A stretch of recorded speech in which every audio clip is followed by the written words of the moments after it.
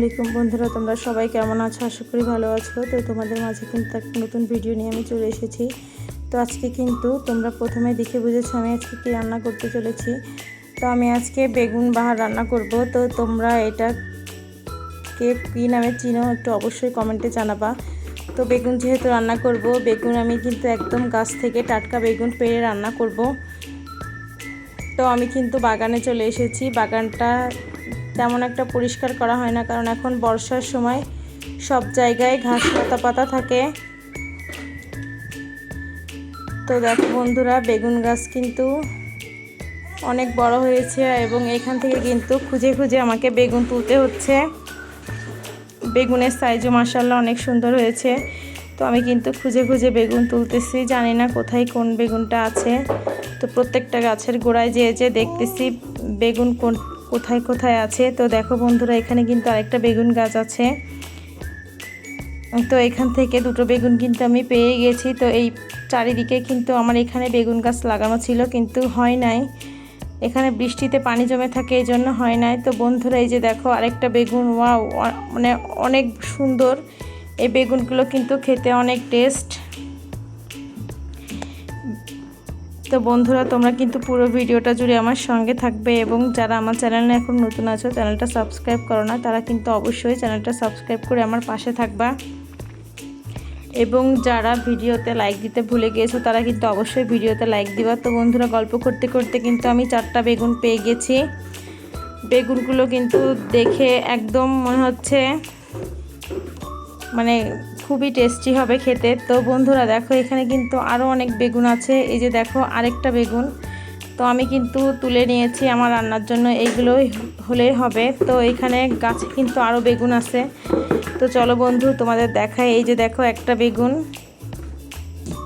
তো এই গাছের আরেকটা উপরের দিকে কিন্তু আরও আছে। আর এই যে দেখো আরেকটা, মাশাআল্লাহ অনেকগুলো বেগুন এই গাছ, মানে এই সব গাছগুলোতে ধরেছিল। তো এইগুলো আমি তুলে নিচ্ছি। আর একটু বড় হলে কিন্তু এইগুলোর বীজ হয়ে যাবে, এগুলো খেতে ভালো লাগবে না। তো বন্ধুরা দেখো, আমি কিন্তু সবগুলো বেগুন তুলে নিয়েছি। বেগুনগুলো কিন্তু একদম ফ্রেশ। তো এই বেগুন যেভাবে রান্না করে খাও না কেন, খেতে কিন্তু একদম দুর্দান্ত স্বাদ হয়। তো চলো, বেগুন তালা হয়ে গেছে বন্ধুরা। এবার বেগুন কিভাবে কি রান্না করিস, পুরো ভিডিওটা জুড়ে আমার সঙ্গে থাকবে। তো আমি এখানে 5টা বেগুন নিয়েছি।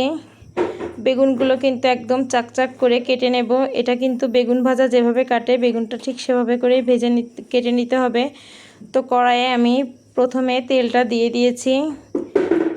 তো কড়াইয়ে কিন্তু তেল দেওয়া হয়ে গেছে। এরপরে কিন্তু আমি বেগুনগুলো লবণ হলুদ দিয়ে মাখিয়ে নেব। তো বেগুন কিন্তু অনেকই হয়েছে। এই বেগুনগুলো প্রথমে কিন্তু আমি ভেজে নিব। তো বেগুন ভাজা এমনি খেতে অনেক টেস্ট লাগে, তারপরে এটা কিন্তু রান্না করব, তাহলে বুঝবো কতটা টেস্টি হবে বেগুন। তো যারা যারা এই রান্নাটার সঙ্গে পরিচিত এবং খেয়েছো, তারা একটু অবশ্যই কমেন্টে জানাবা। তো আমি কিন্তু পরিমাণ মতো লবণ আর হলুদটা দিয়ে বেগুনটা মাখিয়ে নিব। খুব ভালোভাবে মাখাতে হবে, যাতে বেগুনের গায়ে পুরো হলুদ এবং লবণটা খুব সুন্দরভাবে মিশে যায়। তো আমি এই রান্নাটার জন্য কিন্তু আমি শিলপাটায় বেটে নিয়ে এসেছি। আমি এখানে সরিষা, পেঁয়াজ, রসুন এবং জিরা বেটে নিয়েছি। আর ওইখানে কাঁচামরিচ, আমি আজকে রান্নাতে কোনো শুকনো মরিচ ব্যবহার করব না। এখানে কাঁচামরিচ বাটা আমি ফ্রিজে আমার ফ্রিজে থাকে, তো সেখান থেকে কিন্তু আমি নিয়েছি। এটা ফ্রোজেন অবস্থায় আছে, এভাবেই কিন্তু আমি রান্না করব। তো কড়াইয়ে কিন্তু আমার তেলটা অলমোস্ট গরম হয়ে গিয়েছে। তো এই গরম তেলের মধ্যে কিন্তু আমি এক এক করে বেগুন দিয়ে ভেজে নিব।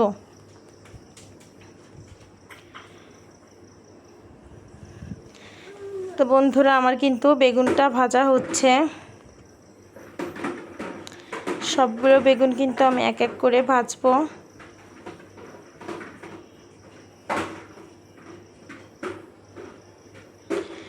তো এই রান্নাটা কিন্তু বন্ধুরা তোমরা রুটি, পরোটা বা সাদা ভাতের সঙ্গেও অথবা পোলাও ভাতের সঙ্গেও পরিবেশন করতে পারো।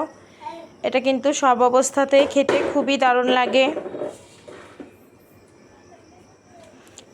খুব সহজে একটা সুন্দর টেস্টি খাবার যদি খেতে চাও বন্ধুরা, তাহলে কিন্তু এই বেগুনটা দিয়ে এভাবে রেসিপি বানিয়ে খেতে পারো। তো অনেকে কিন্তু বলে বেগুনের কোনো গুণ নাই, আমি বলি বেগুনের কিন্তু অনেক গুণ আছে। বেগুন কিন্তু যেভাবে রান্না করে খাও না কেন খেতে কিন্তু খুবই টেস্টি লাগে। আর যারা বেগুন পছন্দ করো তাদের তো কোনো কথাই নাই।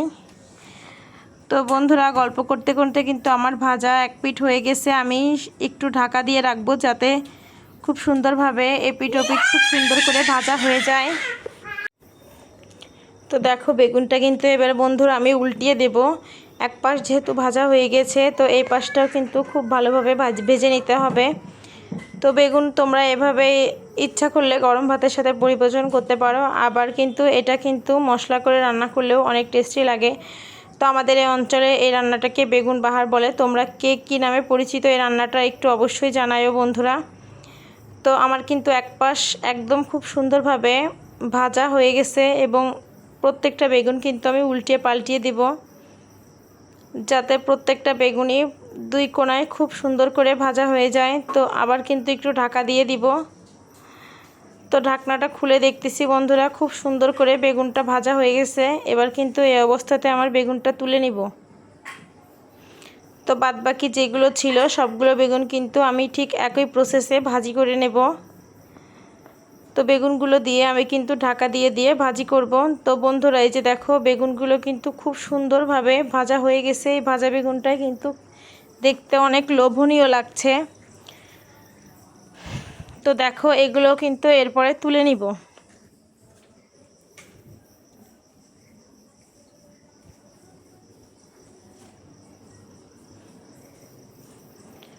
সবগুলো বেগুন কিন্তু খুবই সুন্দর করে ভাজা হয়ে গেছে।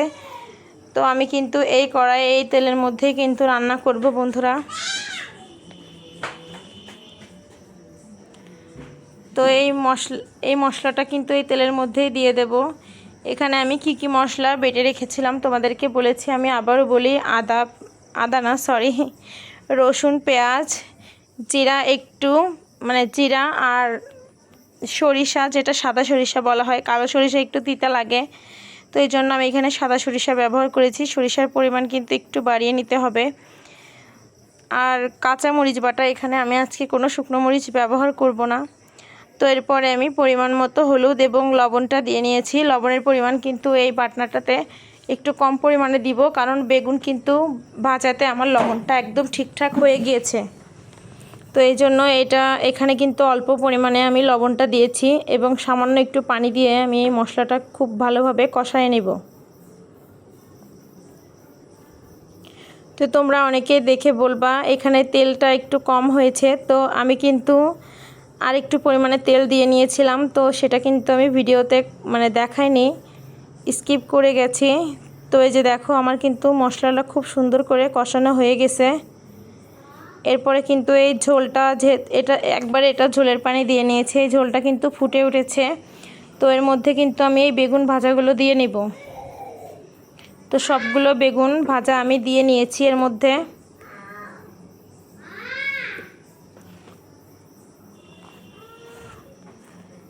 আর সামান্য কিছুক্ষণ পরে কিন্তু এটা আমি নামিয়ে নিব বন্ধুরা। তোমরা এখানে চাইলেও কাঁচামরিচের বদলে শুকনো মরিচ ব্যবহার করতে পারো।